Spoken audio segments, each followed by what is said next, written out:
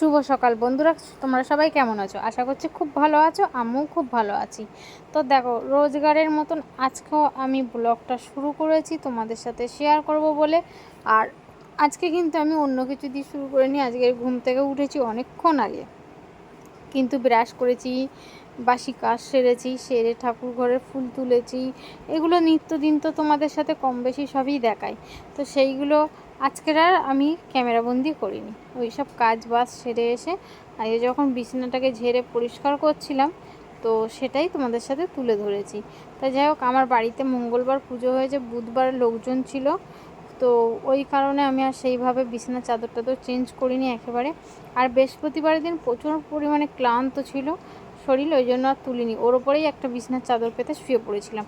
তো পরের দিন আমি পুরো বিছানার চাদর, মানে শুক্রবার সকালবেলা সব কাজ বাজ সেরে এসে বিছানার চাদরটাকে ধরেছি, খাটটাকে ধরেছি, পুরো এবার ঝেড়ে পুছে পরিষ্কার করব। তো সেখানে আমি আর আমার ছেলে মিলে পরিষ্কার করছিলাম। আর পুরনো চাদর বালিশের কভার সব খুলে ফেলে দিয়ে আমি নতুন করে বালিশের কভার আর চাদর পেতে নিলাম। তো সেখানে আমার বড় ছেলে অনেকটা আমাকে হেল্প করে দিল। ও কিন্তু আমার হাতে হাতে প্রচুর কাজ করে।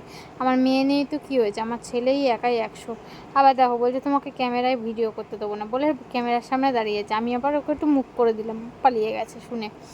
যাই হোক, তার মধ্যে আমি বিছানার চাদর টাদর গুছিয়ে বালিশের টর পরিয়ে সুন্দর করে রেডি করে নিলাম। দেখতে দেখতে দুপুর হয়ে গেছে। তোমার দাদাভাইও বাড়ি আসার সময় হয়ে গেছে। আবার তোমার দাদাভাই এসে জিজ্ঞাসা করবে কী করেছো সকাল থেকে। যাই হোক, আমি আবার তার মাঝখানে আরেকটা কাজ করেছি।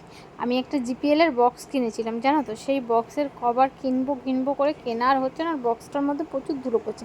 তো এই বিছানার চাদরটা অনেক দিন আগের পুরনো চাদর, একটা ফালতু একটা চাদর। তো সেই ফালতু চাদরটা দিয়ে কেটে কুটে আমি কী সুন্দর একটা বক্সের কভার বানিয়ে ফেলেছি। তো এটা করতে গিয়ে আমার অনেকটাই লেট হয়ে গেছে। তারপরে আমি চান দান করে ঠাকুর ঘরে পুজো টুজো করে এসে আমি রান্না করছিলাম। আর রান্না করেছি করে কাতলা মাছের কালিয়া, ডাল, পটল ভাজা, আলু ভাজা, আমার ওটসের খিচুড়ি, আর করেছিলাম একটু টক দইয়ের রায়তা।